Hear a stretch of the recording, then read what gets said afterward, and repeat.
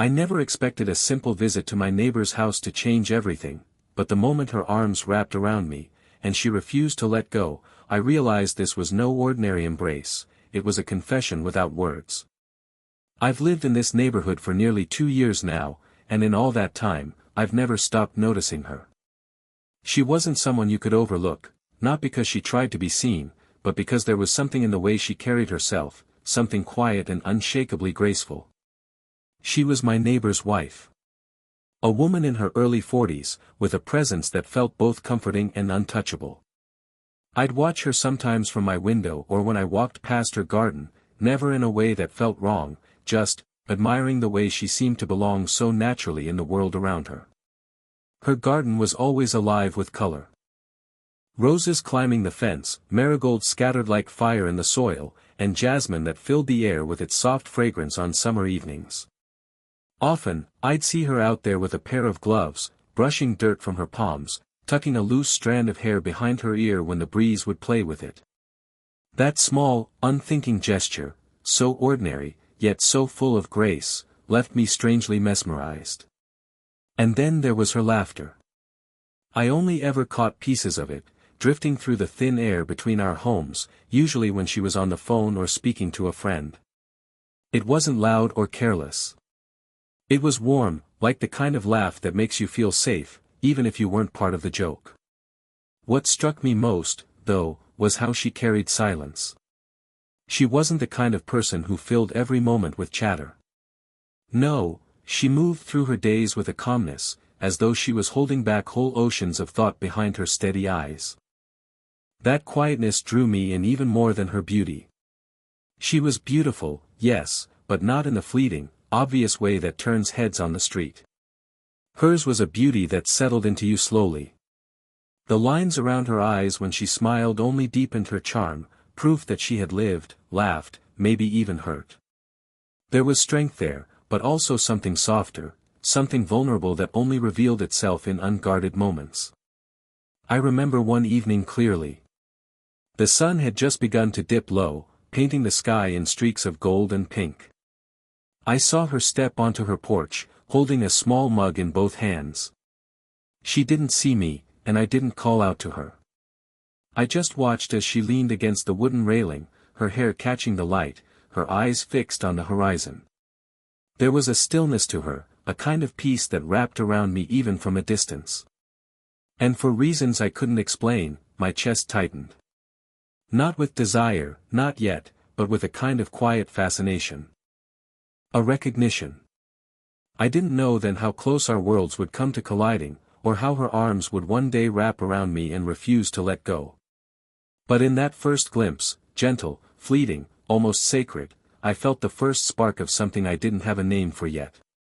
It happened on a quiet evening, the kind of evening where the streets felt hushed and even the air seemed heavier with stillness. I had just stepped outside to throw some trash away when I heard her voice call out softly across the fence. "Could you give me a hand for a moment?" I turned, surprised. She stood there in her driveway, struggling with a heavy box, groceries, by the look of it, though far too many for one person to manage. She had that determined look in her eyes, like she hated asking for help but had no other choice. I walked over quickly.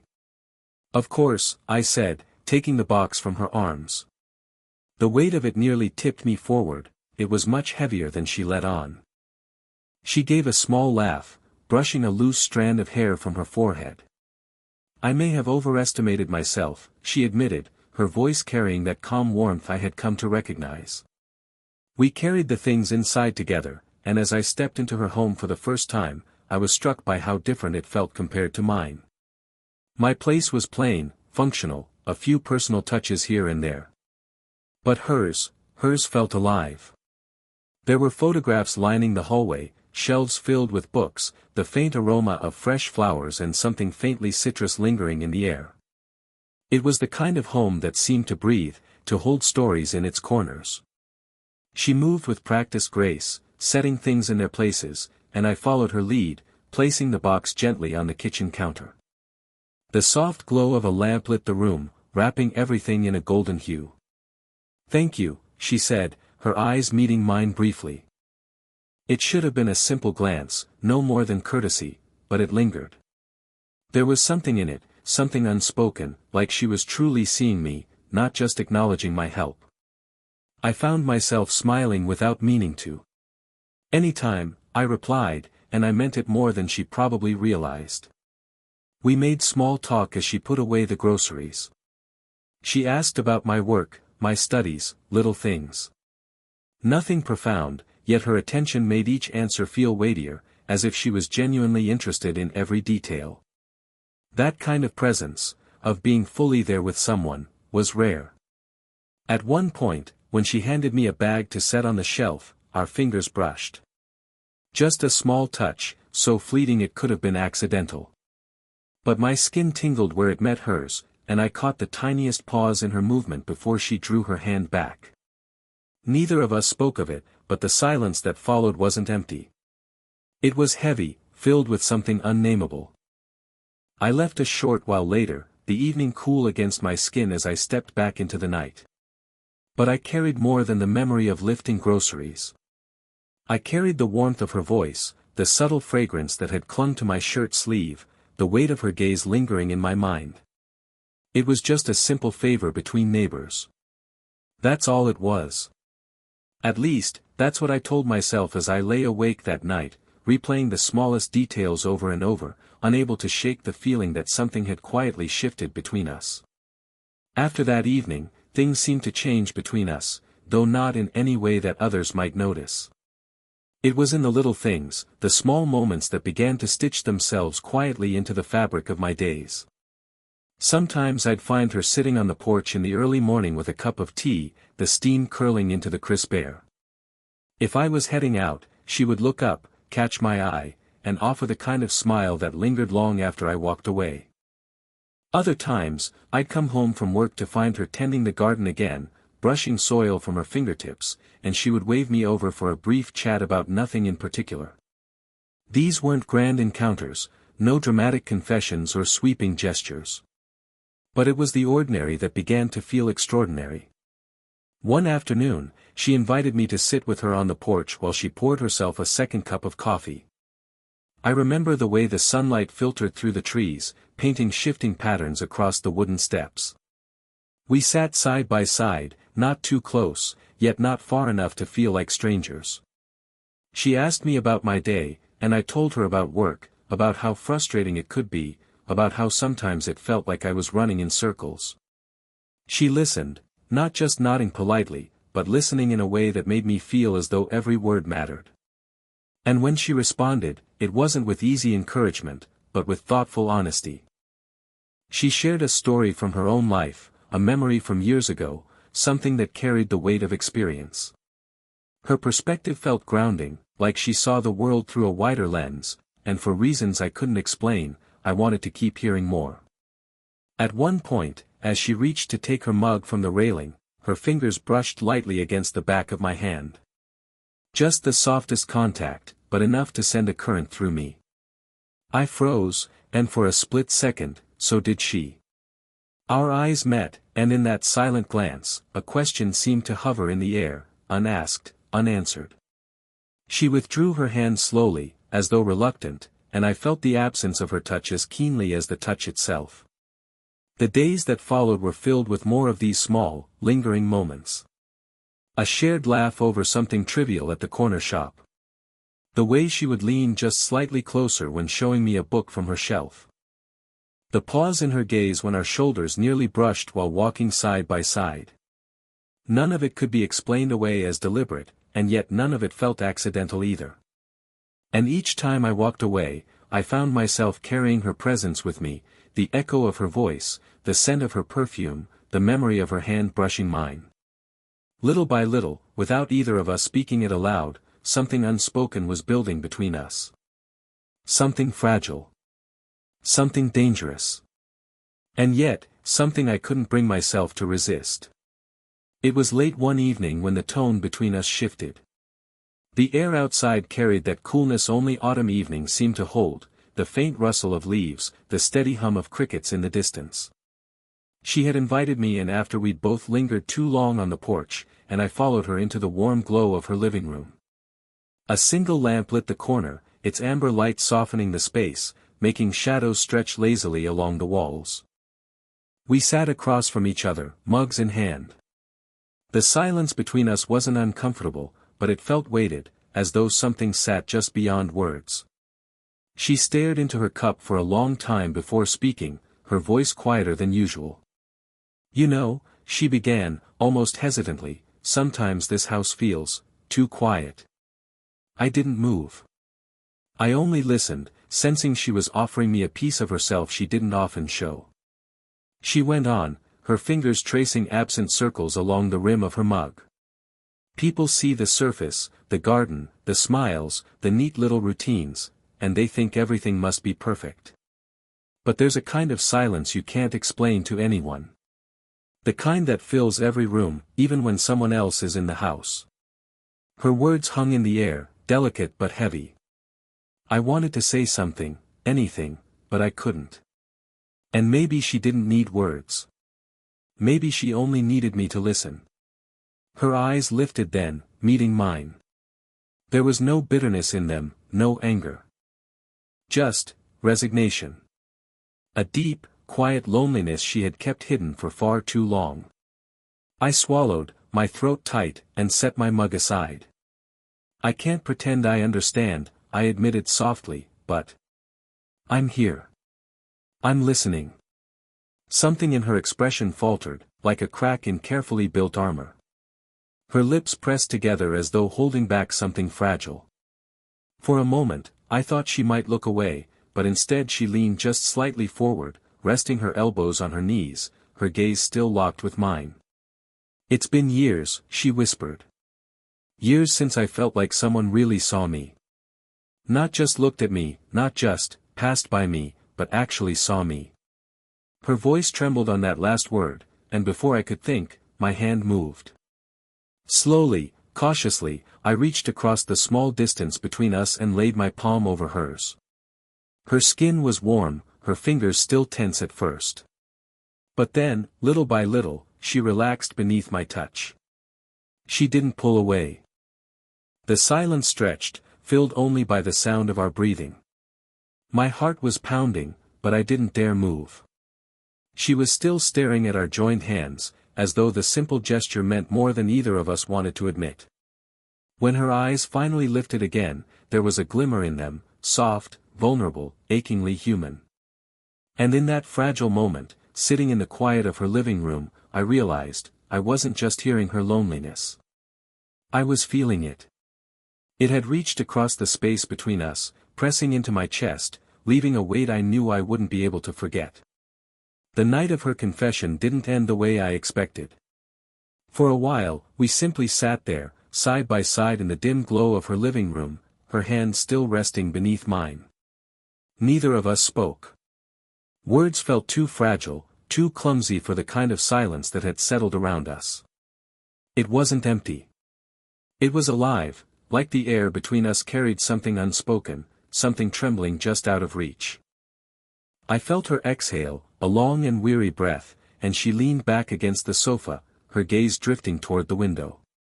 The light from the lamp caught the edge of her face, the delicate curve of her cheekbone, the slight furrow between her brows. She looked both strong and breakable all at once, and I didn't know how to reconcile the two.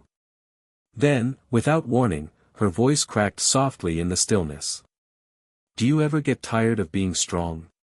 The question struck deeper than I could have anticipated. I didn't answer right away. My chest tightened, not just at her words, but at the quiet ache behind them. Before I could think of a reply, she turned toward me. Her eyes glistened, and for the first time since I had known her, she looked utterly undone. I shifted closer, slowly, hesitantly, unsure if I was crossing a line I couldn't uncross. But then she moved too. At first, it was subtle, her shoulder brushed against mine, the warmth of her body pressing just lightly into my side. Then suddenly, as though the weight of everything inside her had broken open, she slipped into my arms. Her movement was almost desperate, but gentle at the same time. She wrapped herself around me, her arms sliding firmly around my waist, her cheek pressing against my chest. The contact stole the air from my lungs. For a heartbeat, I froze, every thought tangled between caution and instinct. But then I felt it, the steadiness of her heartbeat against my ribs, the trembling in her arms as though she was afraid to let go. So I didn't let go either. I held her carefully, my arms circling her shoulders, one hand resting lightly against the back of her head. Her hair brushed against my chin, soft and faintly fragrant, and I closed my eyes, letting the moment anchor itself deep into me. The world outside ceased to exist. The ticking clock, the hum of the refrigerator, even the crickets beyond the window, all of it faded into the background. There was only her, pressed close, her breath unsteady against me. Minutes passed, or maybe it was only seconds, I couldn't tell. All I knew was that she wasn't just hugging me. She was holding on, clinging as if this simple embrace was the only thing keeping her together. And in that closeness, something shifted inside me. Whatever unspoken line had once separated us blurred completely. I didn't whisper reassurance. I didn't ask her to explain. I only held her tighter, letting my silence say what words could never capture, that in this moment, I was here, and I wasn't going to let her fall apart alone. I don't know how long we stayed like that. Her arms around me, my chin resting against her hair, the world holding its breath. It could have been minutes. It could have been longer. All I knew was that I didn't want to be the first to let go. But eventually, she did. It wasn't sudden. It was slow, reluctant, like peeling herself away from something she wasn't ready to lose. Her arms loosened, her cheek lifted from my chest, and the warmth between us began to fade in small increments.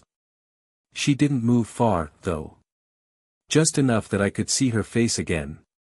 Her eyes were still shimmering with unspoken emotion, and for the first time since I'd known her, I realized how vulnerable she truly was beneath all that grace. She gave me the smallest smile, fragile and fleeting, then shook her head softly as though scolding herself. "I'm sorry," she whispered. The word startled me. "Don't be," I said, my voice low, maybe too firm. "You don't have to apologize for needing someone." Her gaze dropped to my arm, where her hand still lingered. She hadn't moved it yet. Her fingers rested lightly against my sleeve, her thumb brushing once, just once, as if testing whether she could still hold on. That tiny movement sent a shiver through me. I wanted to cover her hand with mine again. I wanted to tell her not to let go. But a part of me hesitated. A voice in the back of my mind whispered reminders, boundaries, vows, the fragile balance we were already threatening to break. The silence stretched, thick and fragile.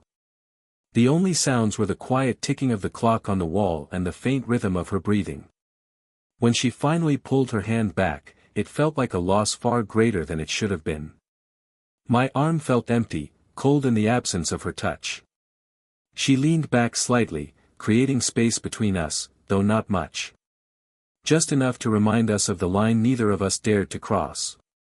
Her expression was conflicted, soft, grateful, but laced with guilt she didn't voice. "I don't know what came over me," she said at last, her voice breaking on the edges. "It's been so long since I've felt that kind of closeness." I swallowed hard, unsure how to respond. Part of me wanted to tell her I understood, that I had felt it too. But another part of me was terrified of what that admission would mean. So instead, I nodded slowly. "Sometimes," I murmured, "we need someone to hold us. Even if it's just for a moment." Her eyes lifted to mine again, searching, lingering. It wasn't just gratitude in her gaze, it was something deeper, heavier, something neither of us was brave enough to name. When I finally stood to leave, she walked me to the door. She didn't say goodbye, and I didn't either.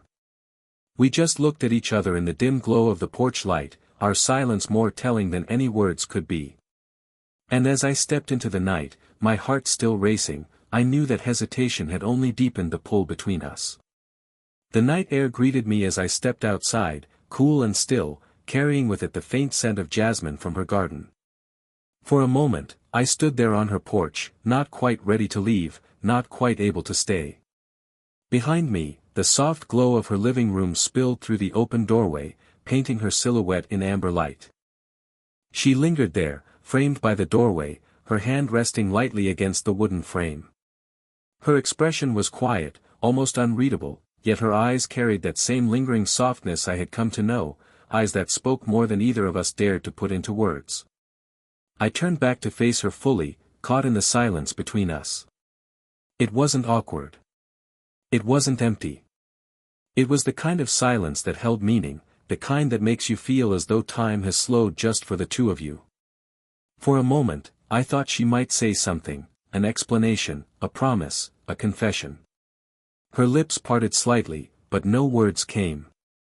Instead, she offered the faintest smile, one that trembled at the edges, as if she was holding back everything she wanted to say. I gave a small nod, answering with my own silence, letting her know I understood. That I didn't need words. Her hand lifted, almost absent-mindedly, brushing a strand of hair behind her ear. A simple gesture, but in that moment, it felt unbearably tender.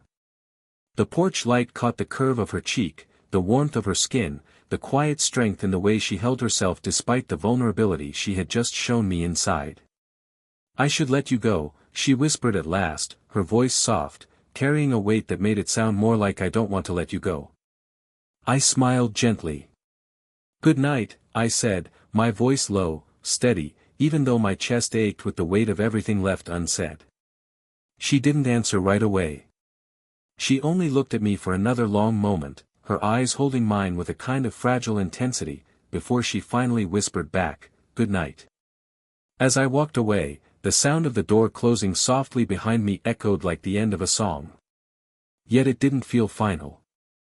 The cool night wrapped around me, but I still felt the warmth of her arms, the steadiness of her heartbeat against my chest, the trace of her perfume clinging faintly to my shirt. Every step I took away from her house seemed to carry me deeper into the memory of her embrace. I knew we hadn't crossed any spoken lines. And yet, something between us had changed forever. The boundary still stood, but it was no longer unshaken. There was a connection now, fragile, unspoken, undeniable. That night, lying awake, I realized the truth: sometimes love doesn't declare itself with grand gestures or bold confessions. Sometimes it lingers quietly in the spaces between words, in the brush of a hand, in the silence of an embrace that lasts a little too long. And though neither of us said it, I felt it deep within me: what passed between us wasn't fleeting. It was a promise, unspoken but real. A promise that would stay with me, no matter what came next. If this story touched you the way it touched me, don't forget to leave a like and share it with someone who believes in slow, unexpected connections. And if you'd like to hear more age gap romance stories like this one, make sure you subscribe to the channel. Every week, I'll bring you another tale of love, longing, and the kind of moments that linger long after they've passed.